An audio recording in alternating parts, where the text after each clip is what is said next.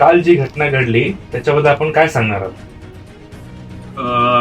काल ज्यावेळेस आम्हाला समजलं की आमच्या पक्ष कार्यालयामध्ये जे मंडळ अध्यक्ष आहे मनीषजी वैद, त्यांच्या कार्यालयामध्ये जबरदस्तीने प्रशांत राऊत व निषाद चोरगे हे दोन्ही नगरसेवक व यांच्या जोडीला काही लोक जबरदस्तीने तिथे गेले आणि त्यांच्या कार्यालयात जाऊन त्यांचे ड्रॉवर बघणं, त्यांचं ऑफिसमध्ये जे काय सामान ते काढणं, असे सगळे प्रकार घडत होते. आणि जेव्हा आम्ही तिथे गेलो त्यावेळेस आम्ही जेव्हा माहिती घेतली तेव्हा आमचे पक्षाचे सरचिटणीस सुनीलजी ठाकूर यांच्या बॅगेतून त्यांनी काही हे एन्व्हलप काढण्यात आले. त्या एन्व्हलप जेव्हा त्यांनी काढले तेव्हा त्यांचं म्हणणं होतं या एन्व्हलपमध्ये पैसे आहेत. आता त्या एन्व्हलपमध्ये पैसे, तो त्यांचा व्यवसाय आहे, त्यांचं ग्राहक सेवा केंद्र आहे, त्याचा ते व्यवसाय करतात आणि त्यांनी कुठल्या तरी मित्राकडून ते पैसे आणले होते. कारण ते 3 दिवस बँका हे बंद होते आणि बंद असल्यामुळे लोकांना जर त्यांच्याकडे आले कर्जासाठी तर लोकांना पैसे द्यायला लागतात आणि त्यांच्याकडे बँकेचा तो मेसेज पण आहे. हे सगळं असताना त्यांचं म्हणणं असं होतं की नाही, हे सगळे पैसे टीडीसी बँकेच्या निवडणुकीसाठी तुम्ही लोकांना वाटायला आणले. आता त्यांच्या कार्यालयात त्यावेळेस आपल्याला सांगतो एकही टीडीसीचा कुठलाच मतदार तिथे नव्हता. जर तुम्ही 24 तासाचे सगळे सीसीटीव्ही कॅमेरा चेक केले तर एकही मतदार तिथे आला नव्हता किंवा कुठल्याही मतदाराला कुठलेही पैसे दिले नव्हते. पण नेहमी जर आपण बघितलं तर बहुजन विकास आघाडी हे कुठलंही इलेक्शन असलं तर त्याच्या आदल्या दिवशी असं जे करतं कृत्य जेणेकरून लोकांमध्ये एक दहशत पसरली पाहिजे आणि लोकांना भीती वाटली पाहिजे, त्या भीतीच्या आधारे ते लोकांनी मतदार त्यांना केलं पाहिजे. परंतु तसं नाहीये. ही जी निवडणूक आहे ही टीडीसीची आहे, ही महायुतीची म्हणून निवडणूक आहे. याचं चिन्ह काय आहे? छत्री. तर अशा निवडणुकीमध्ये अशा चुकीच्या पद्धतीने जेव्हा हे वागतात तेव्हा यांना हे दाखवायचं असतं की आम्ही काय करू शकतो. परंतु जनता ही हुशार झालेली आहे, जनतेला सगळं कल्पना आहे, जनता कुठेही काही चुकीचं करणार नाही. आपल्याला हे निकालामध्ये स्पष्ट होणार आहे.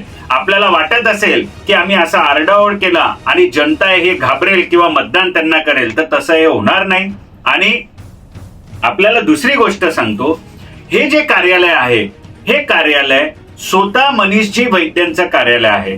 त्या कार्यालयामध्ये जर यांना माहित होतं की इकडे असे काही घटना घडतात तर आपल्याकडे सहकारचे नियम आहेत. यांनी सहकार कार्यालयात जायचं होतं, त्यांनी तिथे सहकार कार्यालयात तक्रार दाखल केली पाहिजे होती आणि त्यांच्या मार्फतीने ते कार्यालयात यायला पाहिजे. परंतु कुठलीही परवानगी न घेता जोर जबरदस्तीने त्या कार्यालयामध्ये जायचं, धिंगाणा करायचा, हे अतिशय चुकीचं आहे. यासाठी आम्ही नक्कीच त्यांच्या विरुद्ध कायदेशीर कारवाई करणार आहेत. या संपूर्ण घटनेवर आपण काय कायदेशीर कारवाई करण्यात आली? या संपूर्ण घटनेच्या विरुद्ध आम्ही पोलीस स्टेशनला रिस्टर हा गुन्हा दाखल केलेला आहे.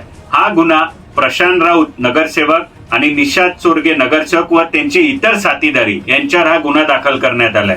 कारण काय, त्यांनी चुकीच्या पद्धतीने त्या कार्यालयामध्ये गेले, चुकीच्या पद्धतीने त्यांनी तिकडे धिंगाणा घातला आणि ह्या विरोधात आम्ही कायद्याला धरून चालणारे लोक आहेत.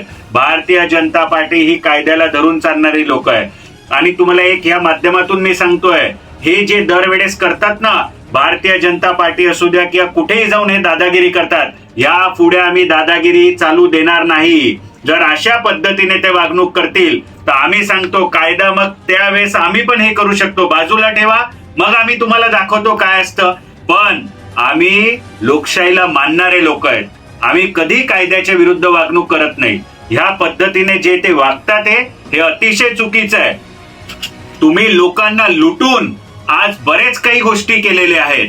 खरं म्हणजे वसई विरारमध्ये पाणी असू द्या, इमारती असू द्या, रोड असू द्या, ट्रॅफिक असू द्या, ह्याकडे आपण लक्ष जर गेल्या कित्येक वर्षापासून जर दिलं असतं तर आज ही परिस्थिती झाली नसती. परंतु जाऊ द्या, आज मला ते बोलायचं नाही. तुम्हाला एक सांगतो, अशा कुठल्याही पद्धतीने जर ह्या पुढे तुम्ही धमकी देण्याचा प्रयत्न केला किंवा तुम्ही अशी काही चुकीच्या पद्धतीने वागणूक केलं तर आम्ही भारतीय जनता पार्टीचे कार्यकर्ते आहोत. आम्ही कुठल्याही गोष्टीला घाबरणार नाही किंवा आम्ही कायदेशीर कारवाई करणार. आणि जे काय हे झालेलं आहे या गोष्टीसाठी आम्ही नक्कीच कायदेशीर कारवाई केली आहे आणि आता आम्ही न्यायालयीन लढाई पण लढणार आहेत. एवढं मी तुम्हाला सांगतो. त्या एन्व्हलप मध्ये असा आरोप होतो की पैसे सापडले गेले आहेत. तुम्हाला मी सांगतो, त्या एन्व्हलपमध्ये आम्ही जेव्हा माहिती घेतली त्या एन्व्हलपमध्ये एकसारखी रक्कम नव्हती. कुठल्या एन्व्हलपमध्ये 5,000 होते, कुठल्या एन्व्हलपमध्ये 10,000 होते, कुठल्या एन्व्हलपमध्ये 20,000 होते, कुठल्या एन्व्हलपमध्ये 21,000 होते. असे वेगवेगळ्या पद्धतीने ते पैसे ठेवले होते. आणि ते पैसे कसे, कारण की त्यांच्याकडे जे पैसे घ्यायला येणारी लोक आहेत ती एक कॉमन मॅन आहे आणि त्या पद्धतीने ते पैसे ठेवले होते. एकतर्फे जर रक्कम ठेवली तर त्यांचं म्हणणं असं होतं, जर एकतर्फे ती रक्कम राहिली तर लोकांना देण्यासाठी अडचणी होते, म्हणून त्यांनी त्यांच्या व्यवसायाचे पैसे त्या पद्धतीने ठेवले.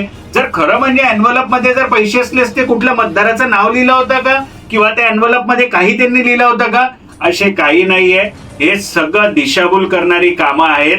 त्यामुळे असे कधी काय चुकीचं तुम्ही वागू नको. आणि याचाच निकाल तुम्ही विवांतामध्ये पण हेच केलं होतं आणि नक्कीच निकाल आपण पाहिला. याचाही निकाल तुम्हाला समजून जाणार काय ते.